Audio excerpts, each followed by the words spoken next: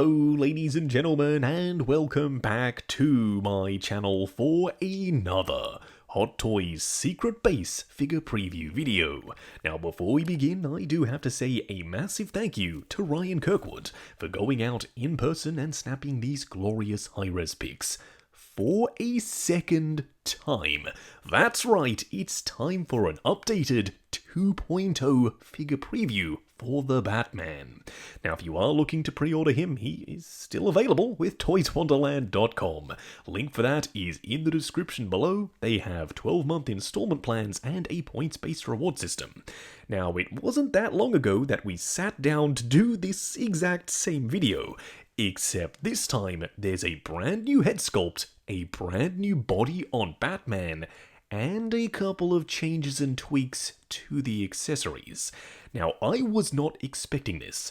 I think the main reason why Hot Toys decided to do this is because InArt and Queen Studios announced that they're making their very own version. So the pressure is on. And as we all know, competition can only be good for us collectors. It drives innovation, and this is a very clear sign of that.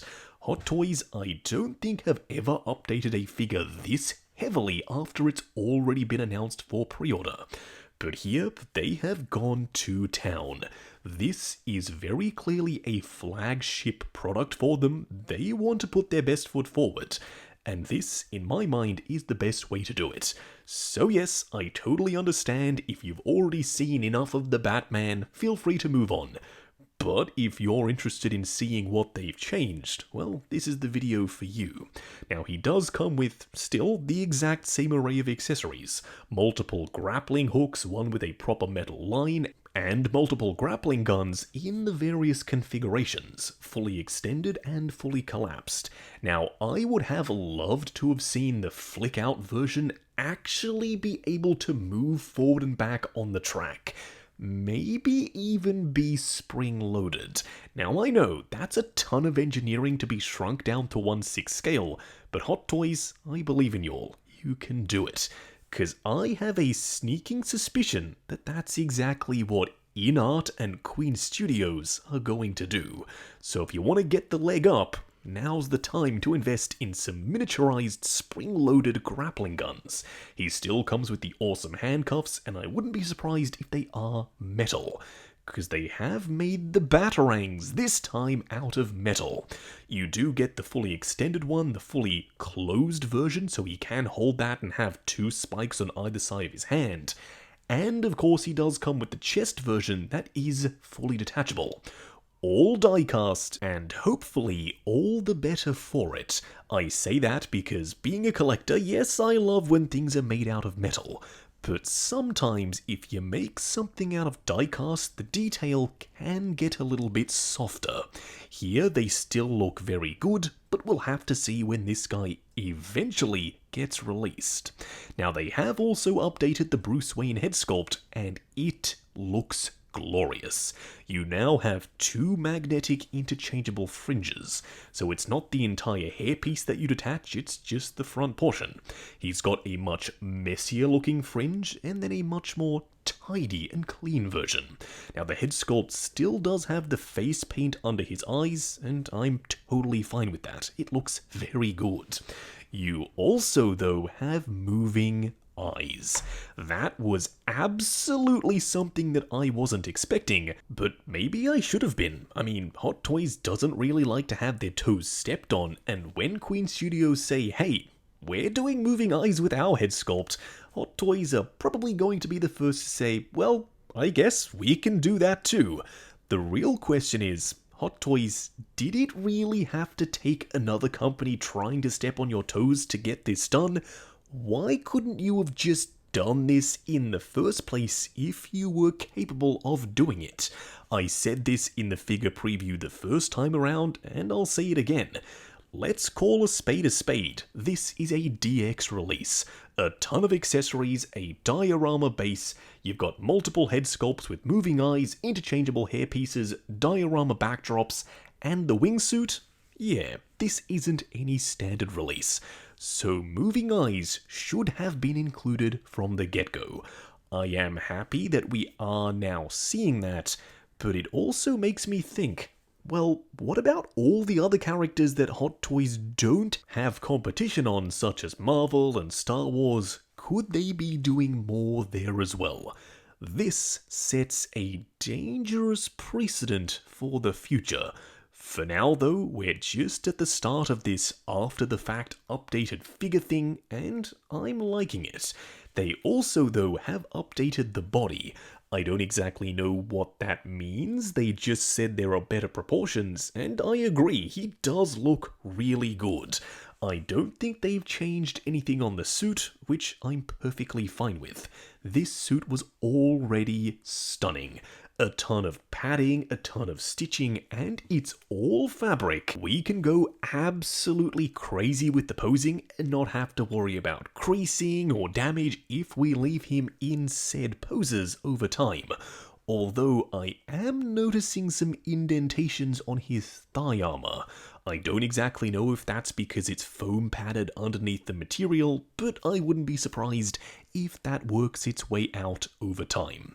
Now, at the end of the day, this wasn't a 100% necessary upgrade.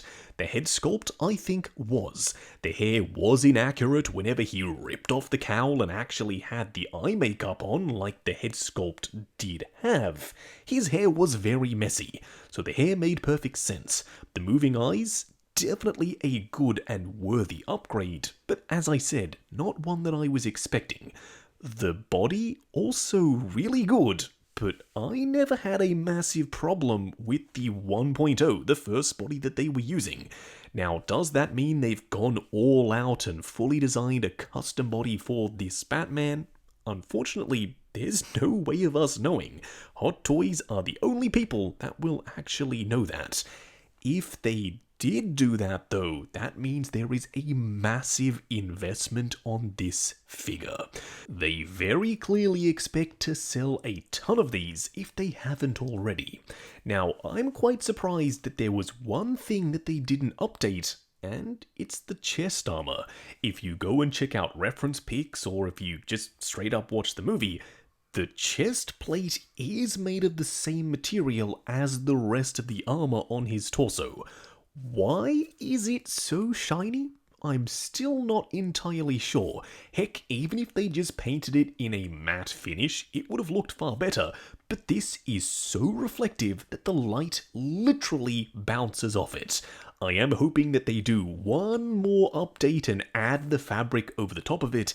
If they do, the suit is going to be perfect. Now, in some lighting, it did look a little bit darker than the ab section.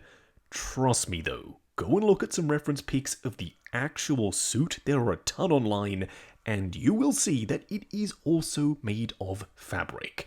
All of the other details remain exactly the same. The gauntlets are stunning. Plus, when you do attach the extended grappling gun, he does come with a hand that's specific to that piece, with 2 fingers wrapped around the trigger.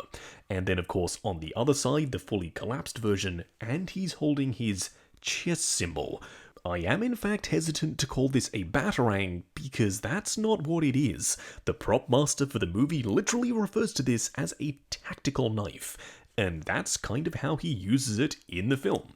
Now, if you go and check the art book for the Batman, they do have prototype sketches and images for batarangs. They were on the table in the underground subway terminal / bat cave, I guess, but we never actually saw them in the movie as far as I'm aware. Now, moving up, you can very clearly see that the likeness of Pattinson in the cowl is still on point. I had no problems the first time we did this video, and I have no problems here either. I am very, very curious to see what Queen Studios can do, but for the most part, this looks incredible. And on the new body, you'll see in just a moment when we zoom out and get some full body shots, this comes together perfectly. And the P word isn't one that I use very often. This head sculpt though definitely earned it. The texture on the cowl, the way it's been painted, the stitching, the scratches, the likeness, and the moving eyes. Hot Toys, you have outdone outdone yourselves. I am very, very excited to get this figure in hand. Hopefully, with these changes, it doesn't push production out and bleed on to 2024. I don't think I can wait that long to get this figure.